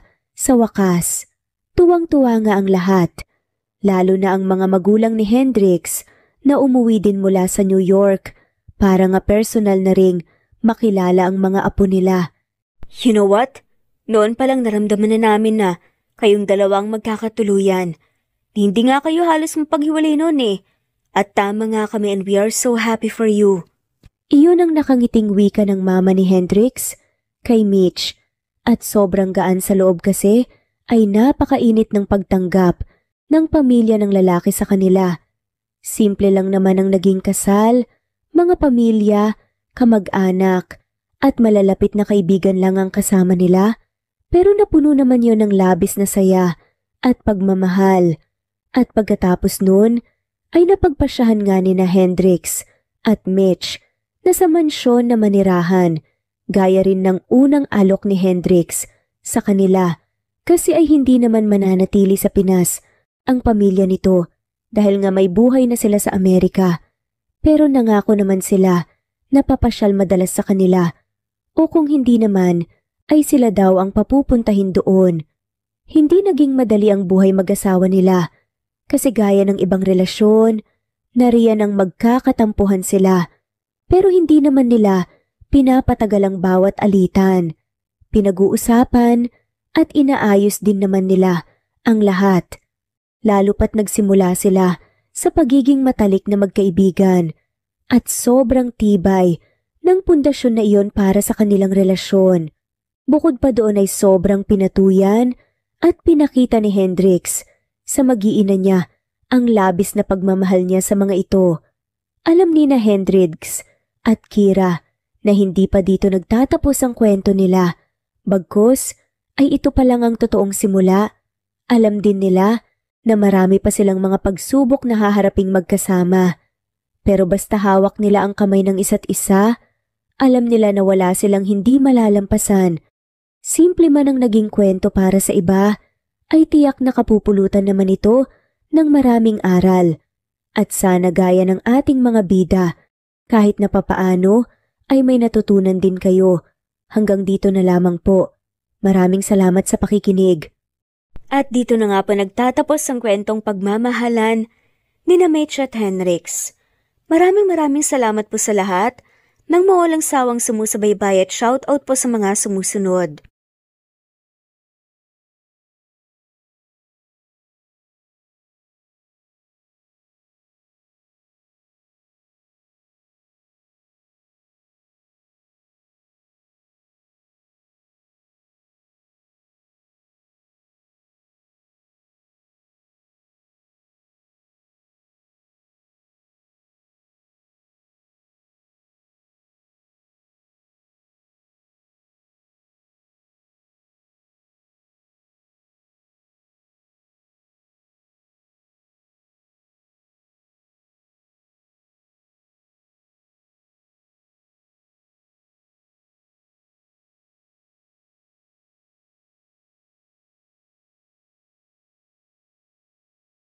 Nathan Canada, Lisa, Elie Evangelista Anderson, Rosemary Vasquez, Charlene Cartilla, Nat Greenfax, Wilma Oliveros, Jennifer from Singapore, Ederlina Albiso, Lloyd Dagabas, Rad TV of Hong Kong, Presbyteros Rose Ostanalito, Elie Evangelista Anderson, Jalen Baro-Baro, Jose, Francis Pilapil, Nat, Carmen Kalunod, Maril Gulmatico, Connie, Evangeline Zamora, Imelda Fortesa of Calamba City, Grace Carion, Anisha, Pasite Aliazar, Juliet Kaday, Nenita Dagoldol, Nathan Canada, Corazon Salvacion, J. De La Cruz, Fatma Mansul, Nori, Ronilio, Senen Orzame, Helen Murillo, Emerald Peniro, Marilyn San Jose, Christian Fidelino, Alice Garlet, Batang Ibunan, Lucia Baldo, Gloria Lucas of Licab Nueva Ecija, Nat Kamindanao, Rebecca Tezuka of Kawasaki, Japan, Elvie Candontol, Annie Hoson, Marie Cristal Hilario, Loida Nankil, Merlilyn, Fe Navares, Jelly Tampos, Chubby Doll, Charlene Naton of Bog City, Cebu, Ana Victorina, Ann Mariano, Teresita Schmid, Liliano Bebe, of Rome, Italy, Marisa de los Reyes Arroyo, Eli Bitasolo, Kidim Tess, Kinshano Ebas, Maria Elena Barosa, Nora Bell, Sevan, Nathan, Lily of Macau, Carmencita Falcon, Geraldine de Jesus, Annalyn Divina Gracia, Adorias, Aradhani, Vilma Lukban, Remedios Solmantil,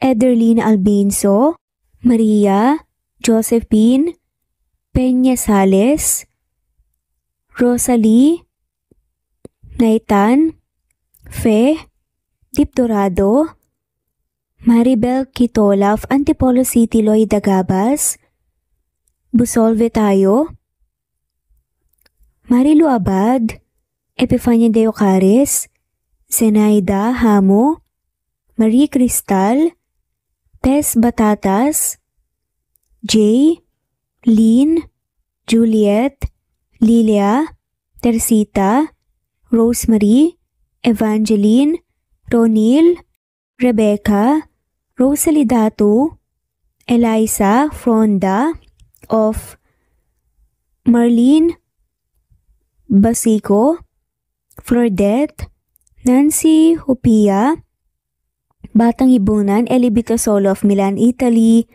Dionila Pereira of Naik Cavite, Jessica Vargas, Shuktong, Flor, Teodora Santos, Mercedita San Jose of Antipolo, Marilyn San Jose, Emily Borak, Jers Jenna Lipio, Virginia Malasan, Mary Jean Coldora, Stephanie Arroyo, Imelda, Emelita Mendoza, Nori, Marilu Gulmatico, Juliet Panlilio, Annie Hoson of Japan, Tess Batatas, LV, Lori, Jessa Acevedo, Lisa, Ellie Ramirez, Edita Palalon, Goldfinger, Elizabeth Cabanilla, Maria Teresa Mislang, Happy Cat, Wilma Dergantes,